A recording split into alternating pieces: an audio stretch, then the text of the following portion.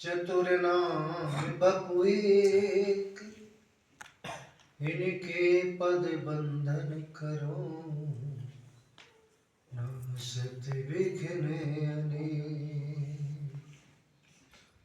नारायणं नमस्कृत्यं नरं चैव नरोत्तमं,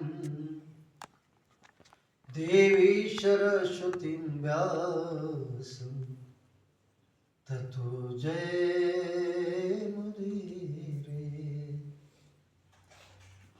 अज्ञानतिमिरान्धस्य ज्ञानाञ्जनशलाकया चक्षुरुन्मीलितं येन तस्मै श्रीगुरवे नमः। तस्मै श्रीगुरवे नमः।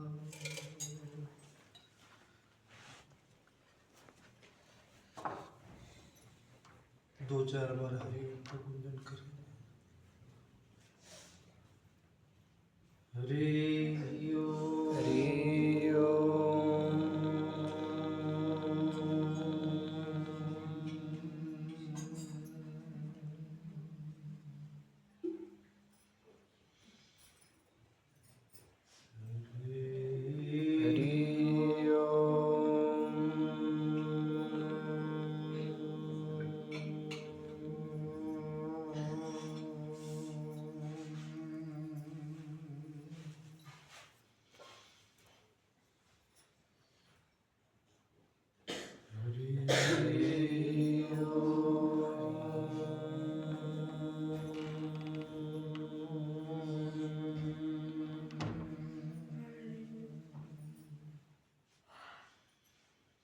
एक बार और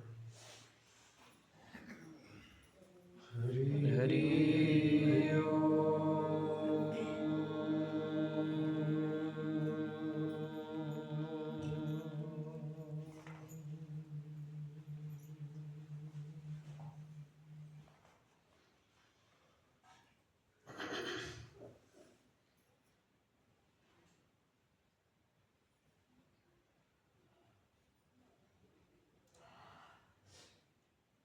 रविदास महाराज सत्संग कर रहे थे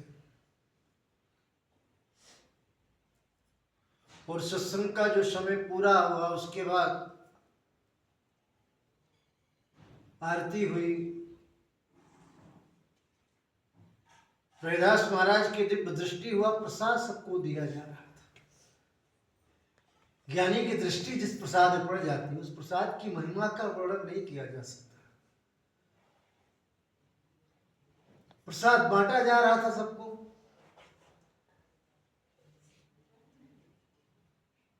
उसी सत्संग पंडाल में कोई ऊंची जाति का रहा होगा, उसको प्रसाद दिया गया। उसने सोचा ये बाबा जी तो रैदास है,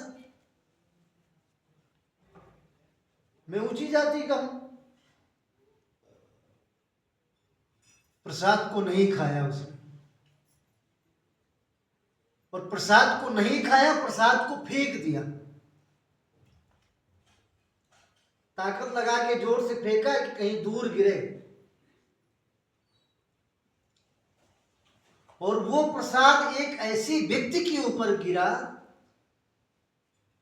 जिसको कोढ़ की बीमारी थी, पूरे शरीर में कोढ़। कोढ़ समझती हैं? सफेद दाग। कोढ़ की बीमारी थी, उस व्यक्ति के ऊपर वो प्रसाद गिरा।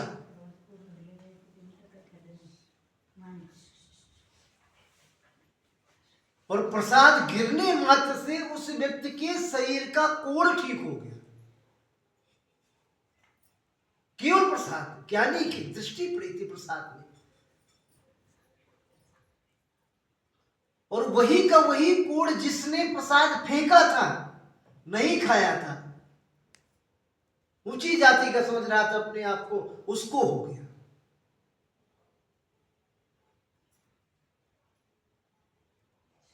अब उसको पश्चाताप हुआ, गलती बहुत हुई, बड़ी गलती हुई मुझसे।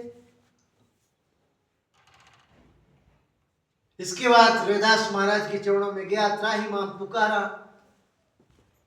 गलती हो गई स्वामी जी, मैं अपने आप को ऊंची जाति का समझ रहा था।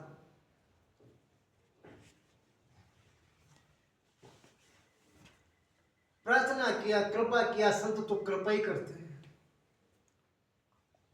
ठीक हो गया। एक बात मैं आपसे कहूं, कोई भक्ति के रास्ते चल रहा हो और उसमें कोई उंगली उठाए, ये देख लो, ये बापू वाले, उसके ऊपर अगर कोई उंगली उठाता है,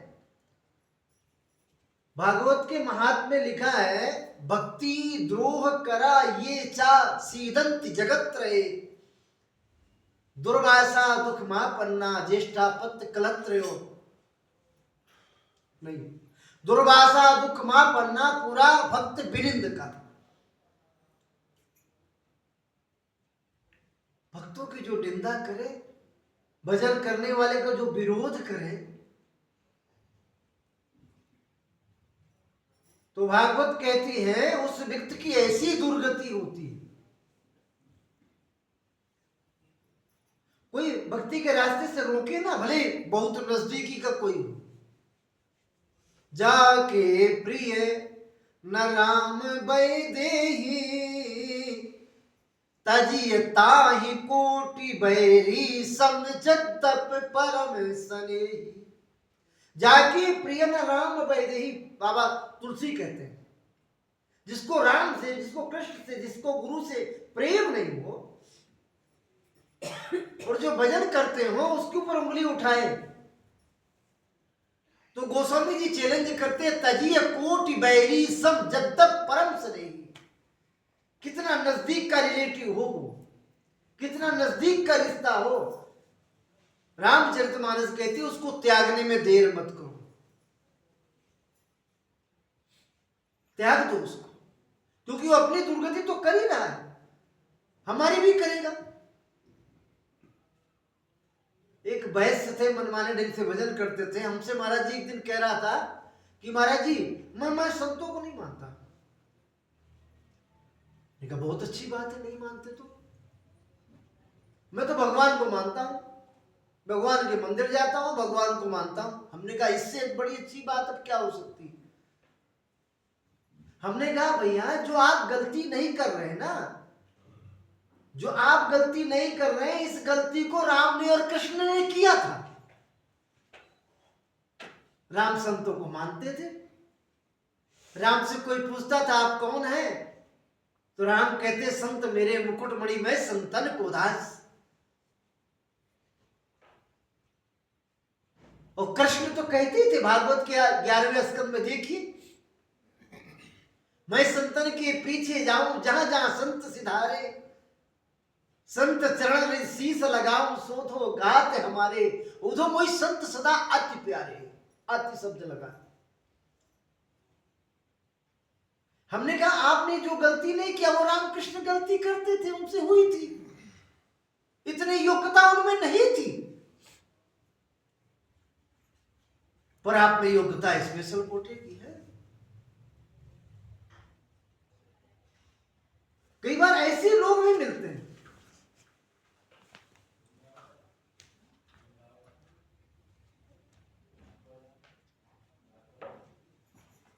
एक दिन मैं आपसे कह रहा था, स्वाम्भु मनु के 3 बेटियां थी, 2 बेटे थे।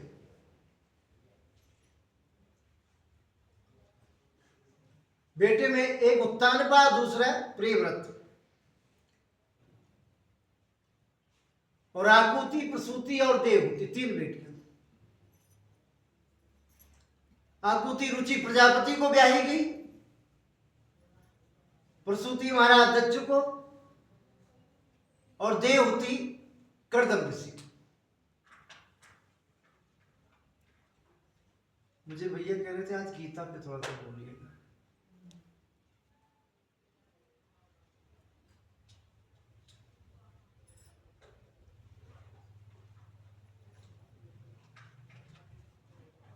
प्रियव्रत के बेटा अग्निग्र हुए, अग्नि के नाभि हुए, नाभि के ऋषभ देव हुए, और ऋषभ देव के 100 बेटे। एक दिन 100 बेटे को सबको अपने बुलाया, पास में बिठाया और ऋषभदेव ने कहा, बेटे जानते हो जन्म किस लिए हुआ है? बेटों ने कहा, पिताजी ये भी पूछने की जरूरत है? अजी सुबह उठो, शौच आदि करो, थोड़ा सा नाश्ता करो, थोड़ा काम करो, फिर राजभोग करो दोपहर में, फिर थोड़ा सा काम करो, रात को बियारी करो और सो जाओ, सवेरे फिर यही करो। ऋषभदेव ने कहा, बस इसीलिए जीवन मिला है और किसी लिए मिला है? आप बताएं कृपा करके। ऋषभदेव कहते हैं, बेटे महांतस्ते समचित्ता प्रशांता,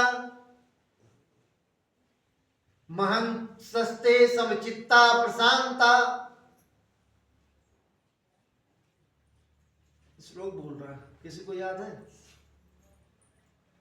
महंतस्ते समचित्ता प्रशांता,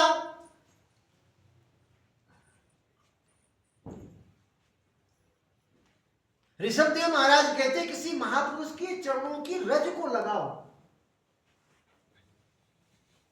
कोई महापुरुष, समर्थ महापुरुष, महांतस्ते सब चिंता प्रशांता, विमन्यो सुहृद साधोय। आ गया, किसी महापुरुष की चरण रज मिल जाए बेटे, उसको शीश में धारण करो और सदगुरु के मार्गदर्शन में जीवन जीने की कला सीखो, तभी जीवन सार्थक होगा मानव का जन्म।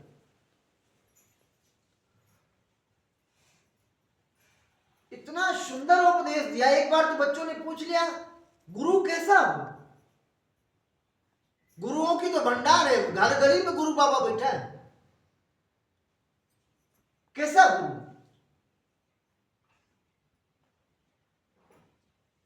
बोले, यस्य दर्शन मात्रेण मनसा स्यात् प्रसन्नता, स्वयं भूया धृति शांति, सा भवेत परमो गुरु। जिनके दर्शन मात्र से, श्रद्धा से दर्शन करें ना, दर्शन करने मात्र से, आहा, केवल दर्शन मात्र से, श्रद्धा से, अश्रद्धा से नहीं। अश्रद्धा से दुर्योधन ने 200 बार दर्शन किया था कृष्ण के, 200 बार, महाभारत में देखिएगा, हमने पढ़ा है। और परिवर्तन हुआ क्या दुर्योधन में? पांडवों की श्रद्धा थी तो पांडवों को लाभ मिला। इसलिए दर्शन भाव श्रद्धा से, और श्रद्धा से दर्शन, सच्ची जिंदगी के दर्शन करने मात्र से अपने आप अनुभव होता है, अपने आप एक ऐसी शांति का अनुभव होगा, लगेगा कि समर्थ महापुरुष है। एक दिन मैं आप सबसे कह रहा था कि मैं 1997 में 1900 बापूजी के दर्शन करने गया था, ऐसे ही तमाशा देखने गया था, और दर्शन के एक शब्द सुना बस,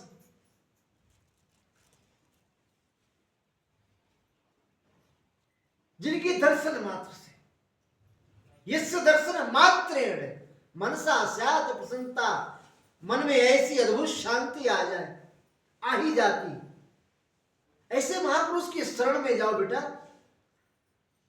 इतना सुंदर उपदेश दिया कि उपदेश मात्र से उनके 89 बेटे उसी समय बैरागी हो गए और चले गए।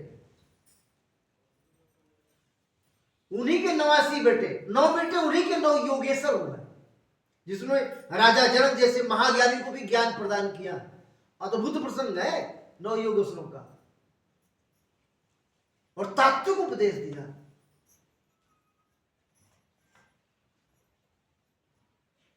और महाराज ऋषभदेव अपने बेटे भरत को राजगद्दी में बिठाया और चले गए जंगल में भजन करने। जंगल में भजन करने चले गए।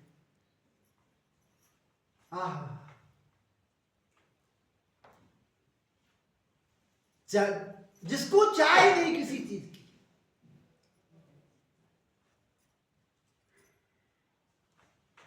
चाहे गई चिंता नसी मनवा बेपरवाह, जिसको कछु न चाहिए वही शहंशाह।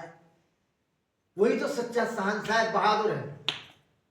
ऋषभदेव चले गए जंगल में भजन कर रहे, कुछ लोगों को लगा पता बाबा जी आए, लाइन लगा लिया। ऋषभदेव ने क्या किया, पत्थर उठा करके मुंह में रख लिया, बोलेंगे ही नहीं, और अपने जीवन का परम कल्याण कर लिया।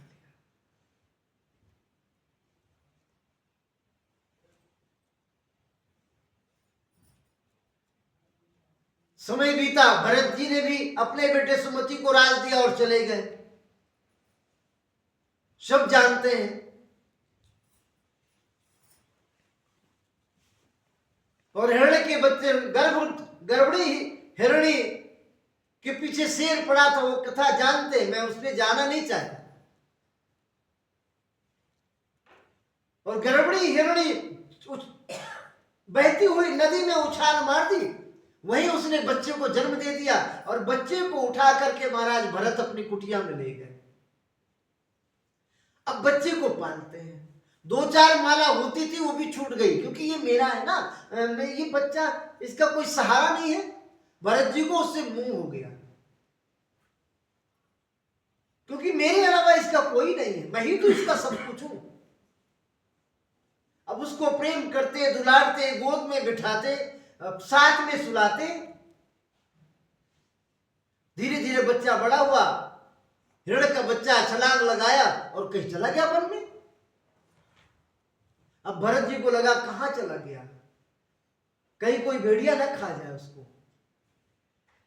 हिरण का चिंतन करते करते महाराज उनके प्राण पखेरु गए। गीता के 8वें अध्याय के 5वें 6वें श्लोक को देखिए। यम यम वापी यस्मरण भावम त्यजन्ते कलेवरम तम तमेवेति कौन्ते सदा तद्भाव भाविता। मरते समय जैसा चिंतन होगा, पुरुष को नारी का चिंतन हो जाए तो नारी बनना पड़ेगा, गीता में गोविंद कहते हैं। इसलिए महापुरुष कहते हैं भगवान का चिंतन करो, और भगवान के चिंतन में अगर रहेंगे तो मरते समय भी परमात्मा, क्योंकि आदत पड़ी है ना। अगर आदत बन गई, न चाहते हुए भी भगवान का नाम निकलेगा, आदत बन जाए तो मृत्यु सुधर जाएगी, संवर जाएगी। ये महापुरुषों की करुणा कृपा से ही संभव, मनमाने ढंग से नहीं हो पाता। क्योंकि गोस्वामी जी ने लिखा है, जन्म जन्म मुनि जतन कराही, अंत राम कहीं आवत नाही। इसलिए महापुरुष को, ज्ञानी की करुणा कृपा से और उनकी वचनों को हृदय में धारण करके हम जीवन जिए तो सदा मदभाव भाविता, सदा मद भाव भाविता गीता कहती है। क्योंकि उस हमारी आदत पड़ी है और उसी भाव में हम रहते हैं, तो अंत समय न चाहते हुए भगवान का नाम निकल जाएगा और जीवन संवर जाएगा, सार्थक हो जाएगा।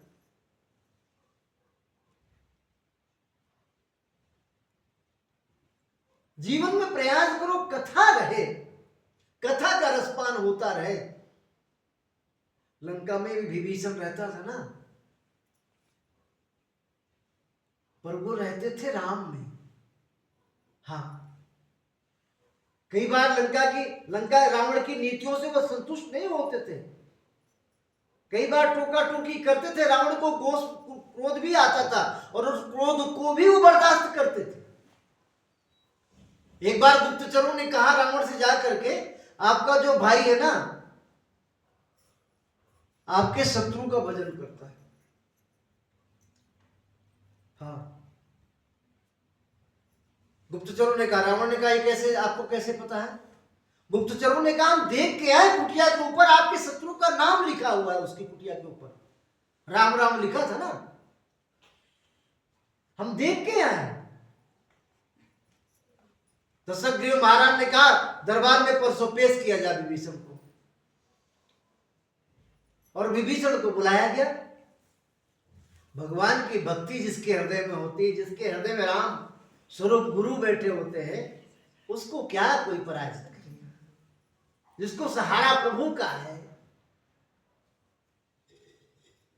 रावण ने बुलवाया, महाराज आए विभीषण, और विभीषण से कहा, दशग्रीव रावण ने, हमें पता चला गुप्तचरों से हमारे शत्रु का तुम भजन करते हो, हैं? बोले भैया जैसी सूचना जो जिसने दी गलत सूचना है। बोले तुम्हारी कुटिया के ऊपर मेरे शत्रु का नाम नहीं लिखा।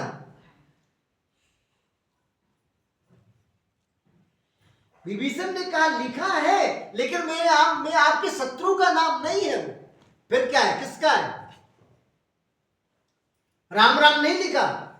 बोले लिखा है भैया, देखिए विवेक, लिखा है लेकिन आपके शत्रु का नाम नहीं, मैं शत्रु का भजन नहीं करता। फिर किसका है?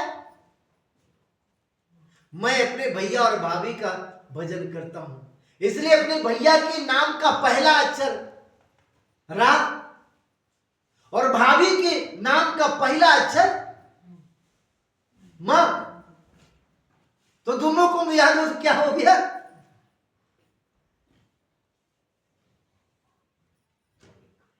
रावण ने कहा दोष मुक्त किया जा रहा है तुमको, सूचना गलत मिली थी हमको। वही विभीषण जब लात मार के रावण ने निकाला, रावण इस बात को जानता था। रावण में बुराइयां थी लेकिन अच्छाइयां भी बहुत थी। कई जगह रावण की पूजा आज भी होती है। दिल्ली में भी एक एरिया है और रावण की धूमधाम से पूजा होती है, और लंका में तो होती ही है।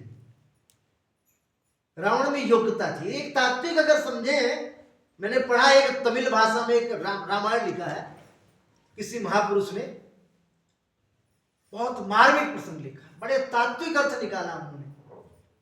रावण जानता था, क्योंकि रावण तो चाहता था मैं अपने पूरे परिवार का कल्याण करना है, और जानता था विभीषण राम का भक्त है, तो क्यों ना इसको राम की शरण में भेज दूं मैं। बाकी तो सब नाटक थे। लात मार के निकाल दिया, राम की शरण में गए।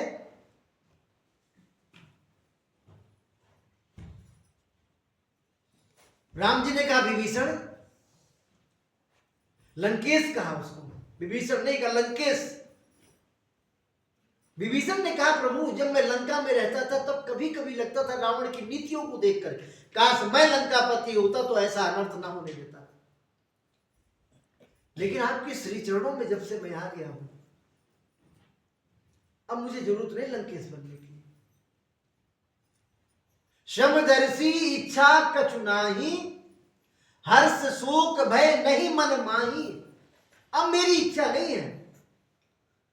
मैं आपके श्री चरणों का जब से दर्शन किया, आपके श्री चरणों की करुणा कृपा से मेरी मति में शुद्धता आ गई है, गंदगी निकल गई। हाँ, राम ने कहा लंकेश तुम्हारी इच्छा नहीं है ना, मेरी इच्छा है। जब जीव की इच्छा नहीं होती ना, तब परमात्मा की इच्छा होती।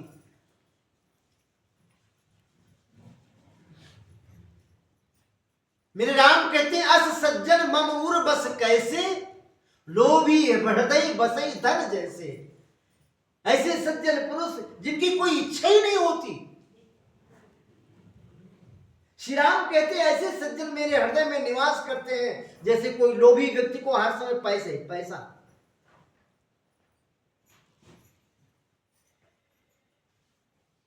हमारी आपकी इच्छा ना, फिर परमात्मा की इच्छा जाए। अरे हम क्या मांग सकते हैं परमात्मा से?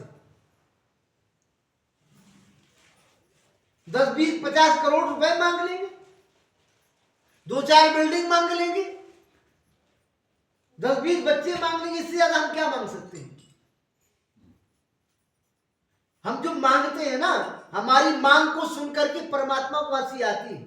वो देना कुछ और चाहता है, और जो देना चाहता है, जो हम मांग रहे हैं, वो जो देना चाहता है उसके सामने मांगने वाली चीज बिल्कुल बेकार है, यानी तुच्छ है, यानी कम है।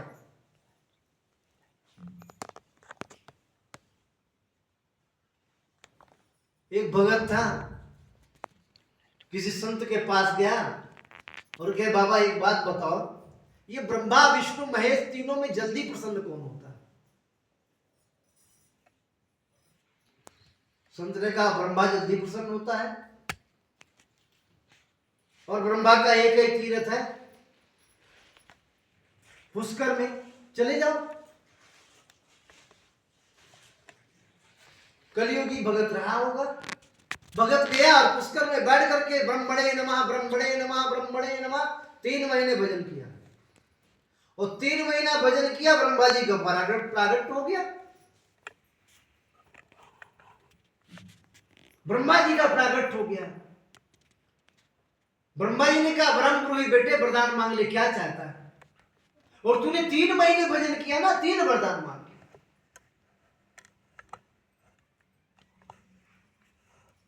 भगत ने कहा महाराज फिर 3 मांग लो? बोले मांग ले। एक वरदान तो ये दे दो बढ़िया सा मेरा मकान बन जाए, दूसरा वरदान ये दे दो बढ़िया सा मेरा व्यापार हो जाए, और तीसरा वरदान ये दे दो कि जब फिर बुलाऊं तब फिर हाजिर हो जाऊं। हाँ, थोड़े दिन हुए हुई बरसात, नया मकान था, नया डिस्टेम्पर, और डिस्टेम्पर धुल गया। उसको लगा देखो मकान का नया मकान है, और उसने कहा ब्रह्मा तो है। ए ब्रह्मा, प्रकट हो गया। बोलो भक्तराज क्या चाहिए? पहली बात तो ये वरदान दे दो कि मेरे मकान में कभी बरसात का पानी पड़े नहीं आज के बाद। हाँ, और दूसरा वरदान ये दे दो कि कभी मुझे जुकाम भी ना हो, और तीसरा वरदान दे दो जब बुलाओ फिर आ जाओ। अजी कोई जरा सी प्रॉब्लम होती तो हे ब्रह्मा, ब्रह्मा की नाक में दम कर दिया। हाँ, एक दिन ब्रह्मा रोते रोते भगवान नारायण के पास पहुंचे, प्रभु बचाओ।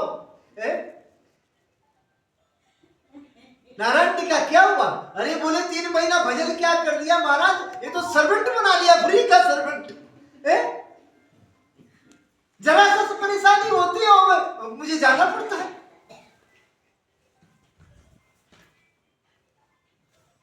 भगवान नारायण ने कहा ब्रह्मदेव ये कलयुग के भगत है, पिलपिला अमरूद चढ़ाए तो भी समझ लेना खतरा है उसके पीछे। हाँ, कोई बड़ी कामना लेकर के चढ़ाते हैं, इसलिए बोले ब्रह्मा ने कहा महाराज इस बार कृपा कर दो, इस बार बचा लो, आगे से हम सावधान रहेंगे, अब ऐसी गलती ना आए करेंगे। भगवान ने भगत राज की बुद्धि घुमा दी। भगत ने कहा ए ब्रह्मा, ब्रह्मा पकड़, बोलो भक्तराज क्या चाहिए? बोले एक वरदान तो ये दे दो कि हमारा मन भगवान के भजन में लग जाए। भगवान नारायण ने बुद्धि घुमा दी। और दूसरा वरदान ये दे दो कि कभी जीवन में किसी का बुरा हम सोचे नहीं, न करें। और तीसरा वरदान ये दे दो कि जीते जीते मुक्ति का अनुभव हो जाए। ब्रह्मा ने कहा भैया तो मुक्ति ले चाहे भुक्ति ले, पर मेरी जान छोड़ दे। कलयुग के भगत,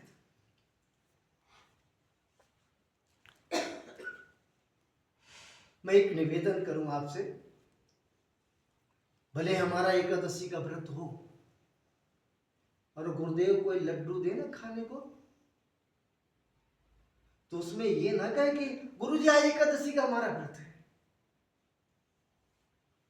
अरे मार ऐसी एकादशी को गोली, गुरुदेव दे रहे लड्डू है।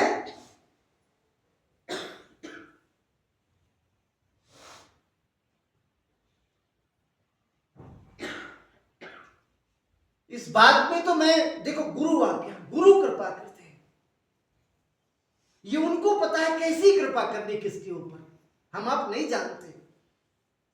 किससे क्या करवाना चाहता है, कैसे उसकी कृपा करके, कौन सी सेवा करके, कौन सी माला जप करवा के, कौन सा शुभ कार्य करवा के उसके ऊपर करुणा बरसा के उसका जीवन सार्थक करना चाहते हैं, वो जानते हैं, हम आप नहीं जानते। भीष्म पितामह को परशुराम ने कहा जिस लड़की को उठा के लाया उसके साथ ब्याह कर ले। बाद में कारण वही बनी थी ना भीष्म के वध में, लेकिन परशुराम की बात नहीं मानी।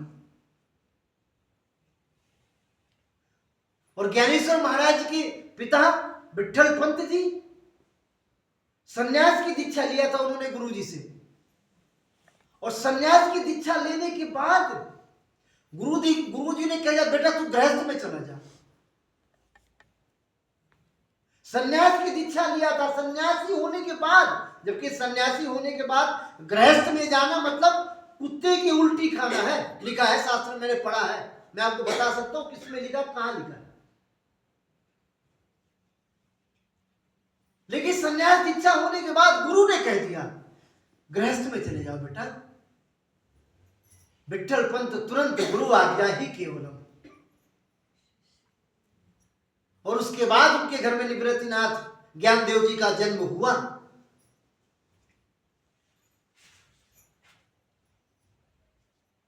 तो गुरु के क्या कहे, गुरु जो कहे उसमें फिर टीका टिप्पणी करने का प्रयास हम आप ना करें।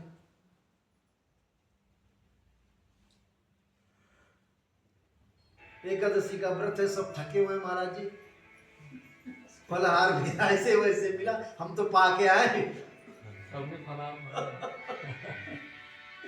भक्तों का माता जी गई थी, बोली हम दिन भर कुछ खाई नहीं, थोड़ा दूध ही दे दो।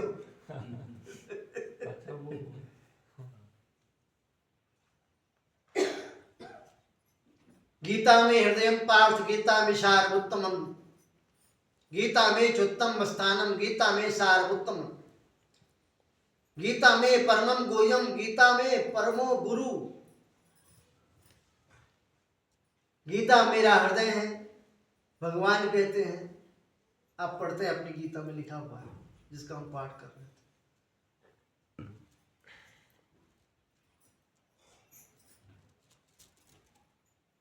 गीता का एक श्लोक मैंने एक दिन कहा था, मुझे बहुत प्यारा लगता है, बहुत प्यारा लगता है, मैं चिंतन भी करता हूं।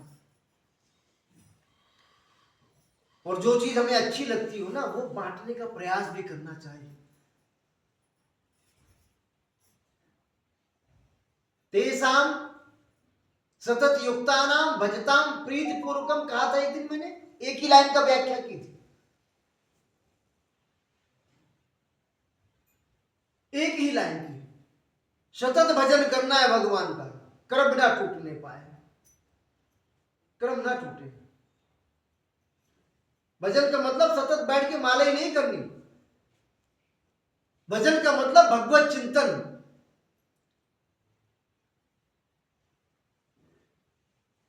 चिंतन की, देखिए चिंतन की विधियां बहुत सारी हैं,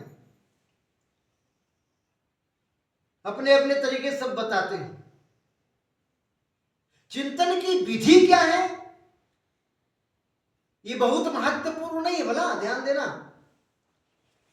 पर चिंतन हुआ कितना है ये महत्वपूर्ण है। कई बार चिंतन के माध्यम से दैत्यों ने देवताओं को हरा करके, उनके इतिहास साक्षी शास्त्र गवाह है, केवल चिंतन, ओनली फॉर चिंतन।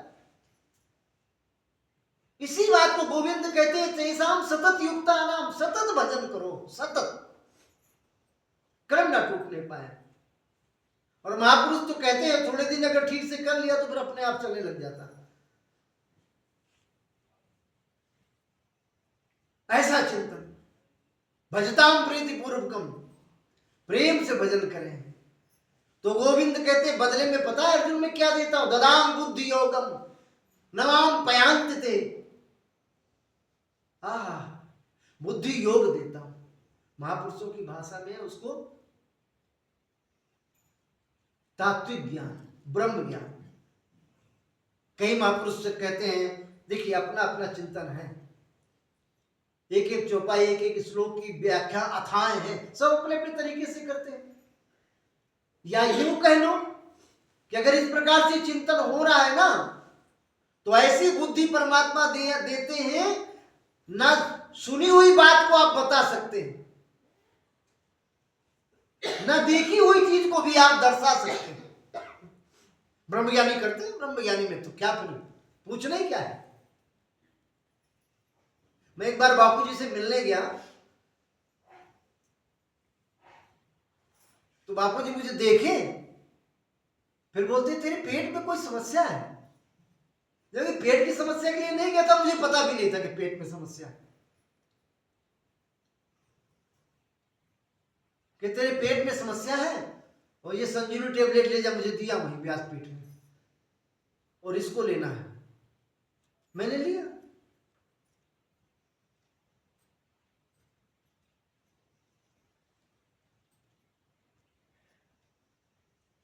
गोपियों का प्रेम कैसा था?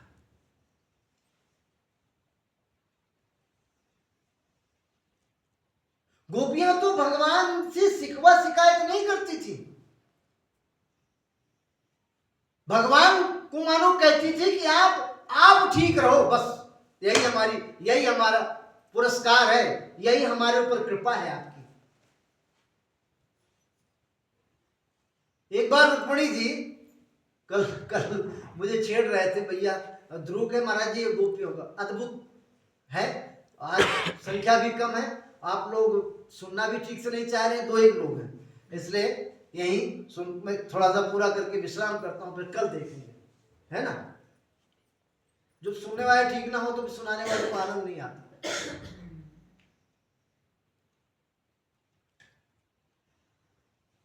एक दिन रुक्मिणी दर्पण देख रही थी और दर्पण में देखा अपने आप को तो कहती मैं इतनी सुंदर हूं, अपने आप को देखी मैं इतनी सुंदर हूं। अंतर्यामी सब कुछ जानी परमात्मा को जानने में टाइम लगती नहीं। कन्हैया कह रहे वाह देख लो, मेरे कन्हैया ने लीला किया। कन्हैया ने कह देवी मेरे पेट में दर्द हो रहा है, और कहते कहते गए तो बिस्तर में लेट गए और अपने को उठा पुटा कर रहे हैं, कहते बहुत दर्द, जानलेवा दर्द, प्राण निकल जाएंगे। रुक्मिणी ने कहा स्वामी ये कैसे ठीक होगा, आप बताएं, मैं भी डॉक्टर वैद्य बुला, बोले डॉक्टर वैद्य से नहीं ठीक होने वाला। फिर रुक्मिणी को कह रहे हैं भगवान कृष्ण अगर मुझे ठीक करना चाहती तो एक काम कर, तू अपने चरणों की ना थोड़ी सी धूली निकाल करके मुझे दे दे, मेरा दर्द ठीक हो सकता है, मुझे ऐसा लगता है। रुक्मिणी ने कहा स्वामी ये क्या कह रहे हैं आप, मैं तो पूरी तरह से पतित हो जाऊंगी, अपने चरणों की धूल आपको कैसे दे सकती हूं। सतभामा आई और अनेक रानी आई, सबने कहा स्वामी बताइए कोई दूसरा, बोले एक यही उपाय है, कोई अपने चरणों कोई भी 16,108 आप लोग हैं, 16,108 में कोई भी अपने चरणों की रज मुझे झाड़ करके दे दो और मेरा दर्द ठीक हो जाएगा। सबने मना कर दिया, नहीं हम ऐसा नहीं कर सकते, हमारे पति ही परमात्मा है आप।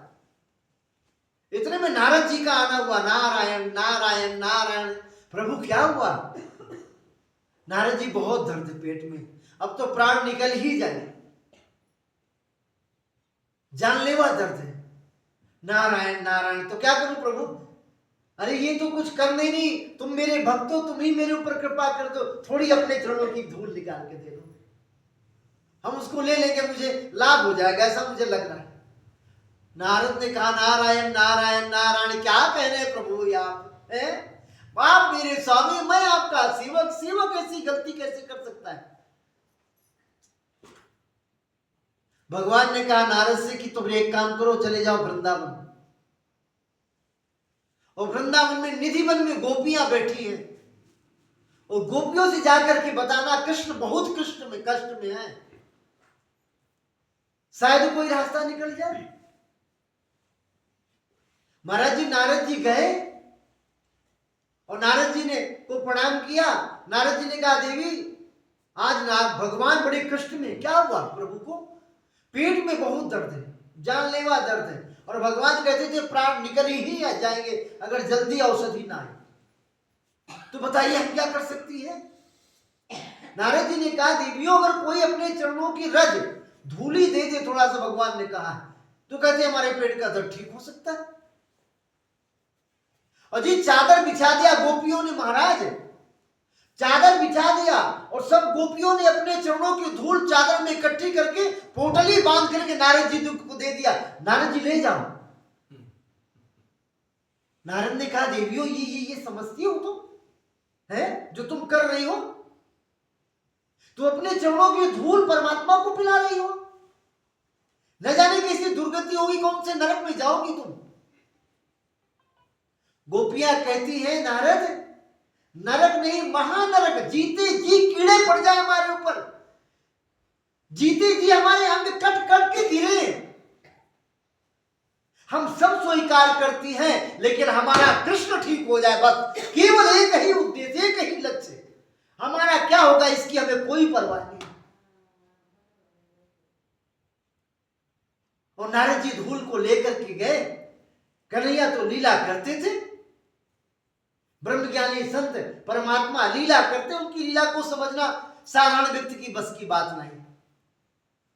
मेरे कन्हैया ने क्या किया, पोटली बांध के ले गए, पोटली खोल के जरा सी धूली लेकर के नाटक किया, मानो बता दिया कि रुक्मणी 16,108 तुम जो कैसी, तुम कितना है मेरे ऊपर तुम्हारा प्रेम, कितना भाव है, कितनी श्रद्धा है नारद तुम्हारी, सच्चे प्रेमी ये तो मेरी गोपियां है जो परवाह नहीं करती हमारा क्या हो, हमारे भगवान ठीक हो जाए बस, हमारे भगवान ठीक रहे, हमारा क्या होगा इसकी तो परवाह ही नहीं है।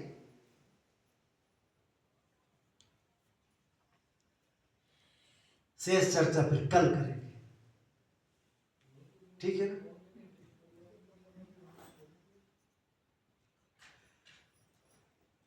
एकादशी है, आप बेदूत हो ना, और बोलना है, कहती हैं और बोलना, चलो हमें कोई प्रॉब्लम नहीं है। मैं तो कथा, मेरा स्वास्थ्य आज ठीक नहीं था, कथा इसलिए मैं आने की नहीं था, तो भैया कहे नहीं चलिए चलिए सेवा है, कथा बोलने लग जाए तो मैं ठीक हो जाता।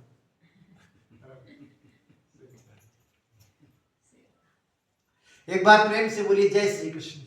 जय श्री कृष्ण।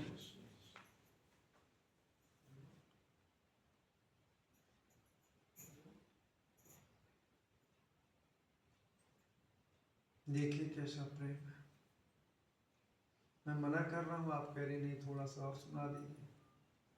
आप भी पुणे से आई हैं? हाँ, सतारा से। महाराज तो कब गया हूँ सब जगह में। चिंतन पर थोड़ा कहो ना। क्या कहते हैं? चिंतन चिंतन चिंतन विषय पर थोड़ा बहुत कहो। अच्छा अच्छा, क्या बात है, देखो कैसे ऊंचे ऊंचे भक्त हैं। एक बार प्रेम से बोलो जय श्री कृष्ण। जय श्री कृष्ण।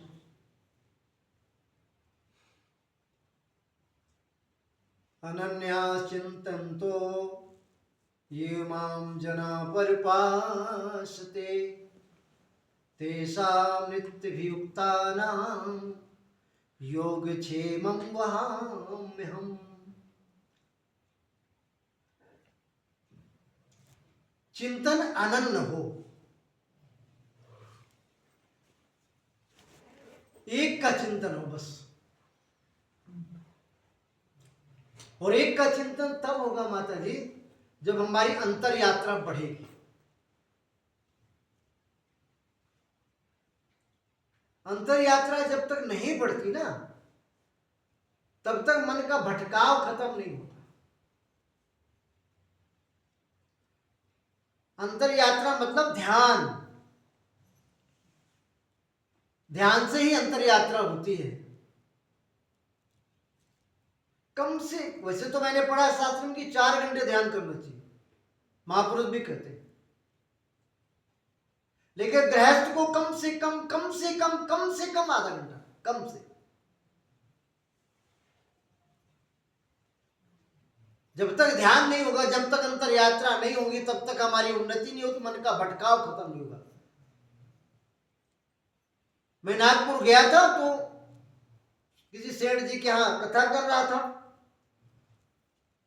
तो सेठ जी एक दिन निवास में आए, कहे महाराज जी, मैंने बताइए, कि जब मैं माला जपने बैठता हूं तब नींद आने लग जाती है, जमुई आती है, नींद आती है, ऐसा क्यों? हमने कहा एक बात बताओ, रुपया गिनते नींद आती है? सेठ जी ने कहा बनिया का बेटा महाराज जी, पूरी रात निकाल दूंगा, एक में पलक नहीं झपकेगी, पूरी रात निकाल दूंगा नोट गिनने।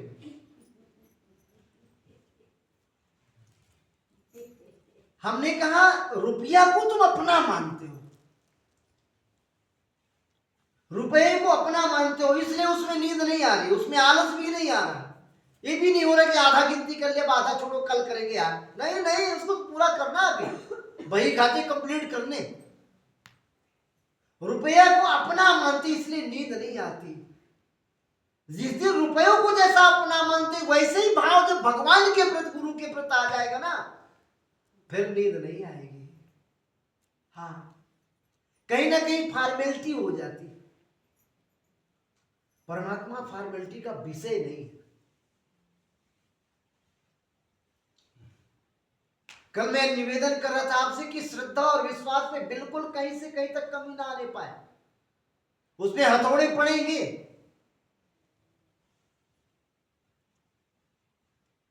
लेकिन उसमें रति कमजोर ना हो। श्रद्धा पूर्वा सर्वधर्मा मनोरथ फल प्रदाय श्रद्धया साधते सर्वम श्रद्धया तुष्टे हरि। श्रद्धा महारानी की ऐसी कृपा है महाराज, सारे मनोरथ नारद पुराण कहता पूरे हो सकते हैं और हो रहे हैं। श्रद्धा पूर्वा सर्वधर्मा मनोरथ फल प्रदाय, सारे मनोरथ भी व्यक्ति के पूरे हो सकते हैं, ऐसी है श्रद्धा महारानी। लेकिन कब? जब श्रद्धा घटे। हमारे आपकी 24 घंटे में श्रद्धा कई बार अप डाउन होती है, कुछ मन का हो गया तो ठीक है, कुछ हमारे मन का नहीं हो तो श्रद्धा को चोट लग गई। और परमात्मा हथौड़ा मारता ही पक्की बात, यात्रा बढ़ेगी तो हथौड़ा पड़ेगा विघ्न का, और उसी में हम रुक जाते हैं, उसी में श्रद्धा थोड़ी कमजोर हो जाती है। श्रद्धा में चोट लगे, श्रद्धा कमजोर ना हो, ऐसा प्रयास करें। श्रद्धया साधते सर्वम श्रद्धया तुष्टे हरि। श्रद्धा महारानी अगर इसके बाद भी कोई बड़ी समस्या घर में आ जाए और श्रद्धा कम ना हो तो महाराज श्राद्धे की प्राप्ति हो सकती है, ऐसा लिखा है, व्यास जी ने लिखा है। संत कुंभन दास थे, कुंभन दास महाराज के सत्संग में एक सत्संगी वैश्य भक्त रोज नियम से आता था, और महाराज जी व्यासासी न होने पाए उसके पहले जाके बैठ जाता था, नित्य का नियम था, नित्य सत्संग में जाता था। स्वामी जी ना पाए उसके आधा घंटे 1 घंटे पहले जाके आगे बैठता था। एक दिन क्या हुआ, वो भगत आया नहीं सत्संग में, और महाराज 3 घंटे का सत्संग कुंभन दास महाराज ने किया, उसके बाद आरती हुई, उसके बाद प्रसाद बट रहा था, महाराज जी व्यासपीठ से उतरकर जाने वाले ही थे, उतने में वो भगत का आना हुआ। संत ने बुलाया, इधर आओ बेटा, तुम तो नित्य नियम से सत्संग में आते थे और हमारे आने के पहले आप आते थे, आज इतनी देर कैसे हो गई? इतनी देर कैसे हो गई बेटे? उस सज्जन ने कहा, महाराज स्वामी जी मेरे घर में एक मेहमान आया था, मैं उसको विदा करने चला गया था, टाइम लग गया। ऐसा कौन सा मेहमान आया था बेटा, इतना टाइम लग गया? 4 घंटे लग गए। सज्जन कह रहे हैं, स्वामी जी मेरे घर में मेरा बेटा मेहमान बनकर के आया था,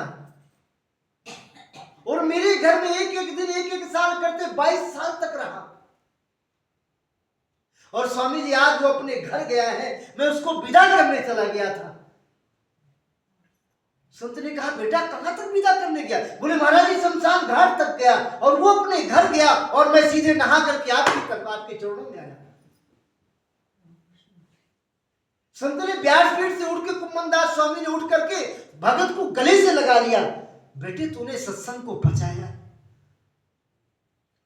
सत्संग को तूने रोम रोम में जमाया। मैं अभी आपसे निवेदन कर रहा था कि श्रद्धा में हथौड़ा पड़ेगा, श्रद्धा रुके, पड़ता है पक्की बात, कुछ ना कुछ विघ्न, कुछ ना कुछ समस्या आती ही है।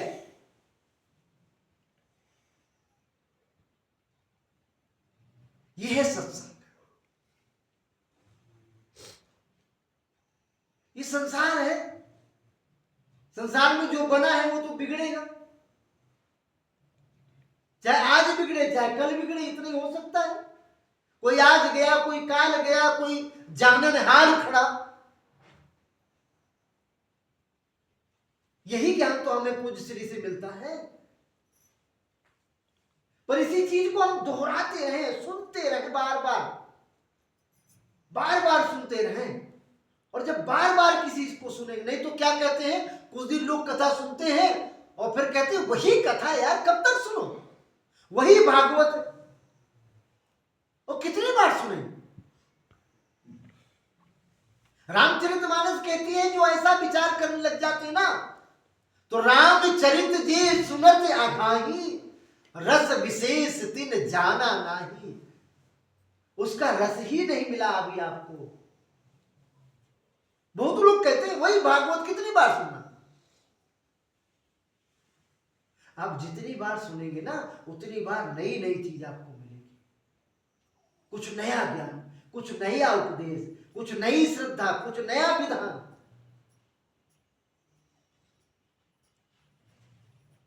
इसलिए नवधा भक्ति कहूं तो ही पाही, सावधान सुन मन माही। भगवान राम कहते सबरी, इसलिए मैं 9 प्रकार की भक्ति का वर्णन करता हूं, तू सावधान होकर के सुन। और प्रथम भगत संतन कर संगा, दूसरे रति मम कथा प्रसंगा। गुरुपद पंकज सेवा, तीसर भगति अमान। चौथ भगत मम गुण गण, करई कपट तज ज्ञान। एक एक देखिए, एक एक भक्ति के प्रकार देखिए, भक्ति के सोपान देखिए। पहली भक्ति सुनो, सुनने में कभी आघाव नहीं, बस।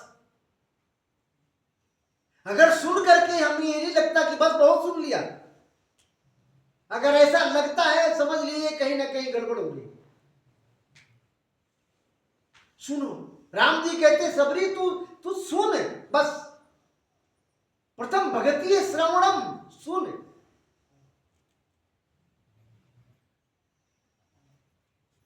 पंचम भगत सुवेद प्रकाशा, छठदम शील विरति बहुवर्णा। सातों मोह मैं जग देखा, मोते अधिक राम कर लेखा, संत कर लेखा। आठों जथा लाभ संतोषा, सपने नहीं देखो पर दोषा। नवम सरल सब सन छल हीना। 9 प्रकार की भक्ति का वर्णन किया। अब एक एक भक्ति का मैं व्याख्या करूंगा तो फिर आपको 4 बज जाएंगे सुबह। जागरण हो जाए, एकादशी का जागरण हो जाएगा। इसीलिए मेरी बहन जी करें बंद न करिएगा।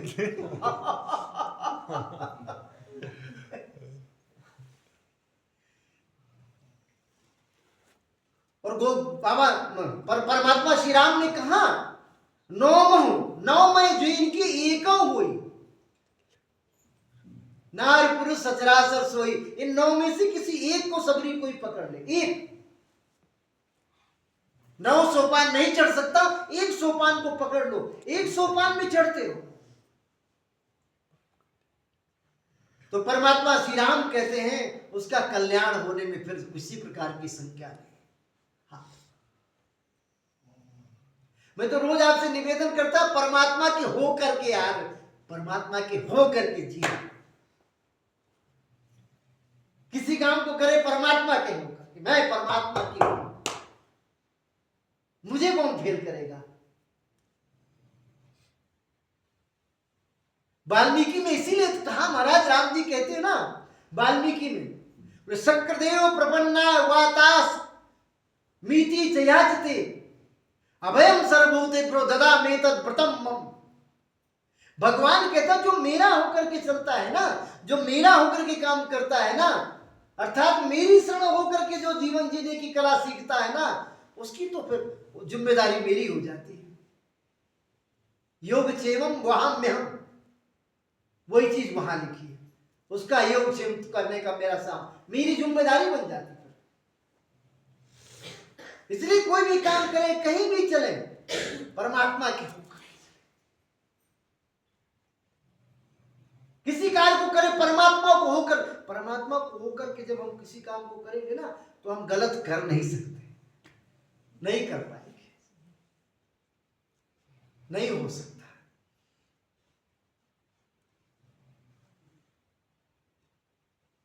राक्षस भी परमात्मा का लाभ लेते थे। जब मेरे परमात्मा लंका पहुंच गए ना रावण का विनाश करने के लिए, मंदोदरी रावण को समझा रहे थे कि स्वामी ये साधारण नहीं है, जिसके बालू बंदरों ने इतने 400 कोस योजन का है ये समुद्र, और इसमें सेतु बना दिया, उसको आप साधारण समझते हैं? वो साधारण नहीं है। अरे जिसके नाम से पत्थर तैरते हैं वो साधारण होगा भगवान? अपने पति को समझाती है। रावण कहता है मंदोदरी ये कौन सी बड़ी बात है? अरे पत्थर उसके नाम से तैर गए, पत्थर तो मैं भी फेंक दूंगा, नहीं डूबेगा। मंदोदरी को लग गया झटका, ये क्या बोल रहा है? क्योंकि पत्नियां अपने पतियों को बहुत अच्छी तरह जानती हैं कि इनमें कितना सामर्थ्य है, क्या बोल रहे हैं, क्या कर सकते हैं, क्या नहीं कर सकते। रावण कहता है तो मैं भी कर दूंगा, ये कौन सी बड़ी बात है? मंदोदरी ने कहा आप पत्थर फेंक के दिखा सकते हैं मुझे? अरे बिल्कुल दिखा दूंगा देवी, क्या समझती है तू? मंदोदरी ने कहा चले दरिया किनारे चलो। मंदोदरी को था मेरा ये राक्षस पति ऐसा हो ही नहीं सकता, ये पत्थर डाले और पत्थर तैरे, ऐसा हो ही नहीं सकता कभी। महाराज मंदोदरी रावण को ले गई समुद्र के किनारे, और रावण ने एक पत्थर उठाया, बड़ा पत्थर उठाया, छोटा नहीं, और बड़ा पत्थर उठा करके दरिया में महाराज जी डाला समुद्र में, और सचमुच में पत्थर डूबा नहीं। अब मंदोदरी को लगा ये कुछ ना कुछ तो कारण है, ऐसा हो ही नहीं सकता, ये राक्षस पति मेरा, और पत्थर डाले पत्थर डूबे नहीं। पर अब उसने सोचा मैं अभी अगर इससे पूछूंगा तो कहीं झोटा पड़ के मुझे ही न डाल दे समुद्र में। जानती थी स्वभाव को। एक दिन पति की सेवा कर रही थी, शयन कक्ष में पैर चंपी कर रही थी, बहुत प्रसन्न थे श्रीमान जी। मंदोदरी ने सोचा मैं पूछूं तो ये पत्थर तैरा कैसे? मंदोदरी ने कहा स्वामी एक बात पूछना चाहती हूं। रावण ने कहा क्या पूछना चाहती देवी? 100 बात पूछ ली, अजी जब ये प्रसन्न हो जाए तो फिर बरसते हैं, 100 पूछ ली ना, ये क्या? मंदोदरी ने कहा स्वामी उस दिन आपने समुद्र में पत्थर फेंका, बड़ा पत्थर, और वो पत्थर डूबा कैसे नहीं? फिर कभी बता दूंगा। नहीं नहीं बता दो ना। मंदोदरी पीछे पड़ गई, बता दो ना स्वामी कैसे वो डूबा कैसे नहीं? इतनी योग्यता आप में कैसे आ गई? अरे देवी क्या समझती, फिर बता दूंगा। पर मंदोदरी पीछे, जिसके पीछे पड़ जाए तो फिर करके छोड़ तो आती है। हाँ पड़ बढ़ जाए हाथ धो के। मंदोदरी पीछे पड़ गई। रावण ने कहा बता दूं? बोले बताओ ना स्वामी। रावण ने कहा देवी जब मैं पत्थर को उठा के फेंकने लग गया ना, तो पत्थर को जो फेंकने लग गया तो मन ही मन मैंने कहा हे पत्थर तुझे राम की कसम है डूबना नहीं।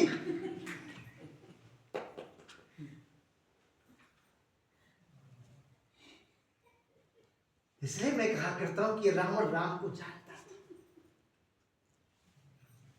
राम की कसम है तुझे डूबना नहीं। उसी दिन से मंदोदरी के अंदर का दुख खत्म हो गया, समझ गई।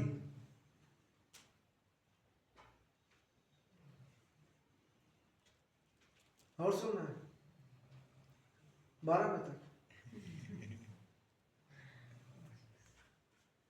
मेरे इतने थके हुए हैं आज, और धूप में घुमाए हैं को, सिर दर्द कर रहा है आपका। आराम नहीं करेंगे, थोड़ा सा आराम, टाइम नहीं मिलता ना आराम करने का। सुबह से मैं 4 बजे 3 बजे उठ के ध्यान करता हूँ, इनका फोन बज रहा है। और रात को हमारा 12:30 बजे क्या अलार्म है पता नहीं बजता रहता है। हम सो गए कल रात को, मैं सोचा ठीक हो जाएगा, नहीं ठीक हो रहा था। अब मैंने कहा मैं कैसे सोऊं, अलार्म बज ही जा रहा, 12:30 से 1 बज गया, अलार्म आपका बैठ शांति नहीं हो। और रूम में हमारा एरिया बटा हुआ है, मैं आपके एरिया की तरफ मैं नहीं जाता है।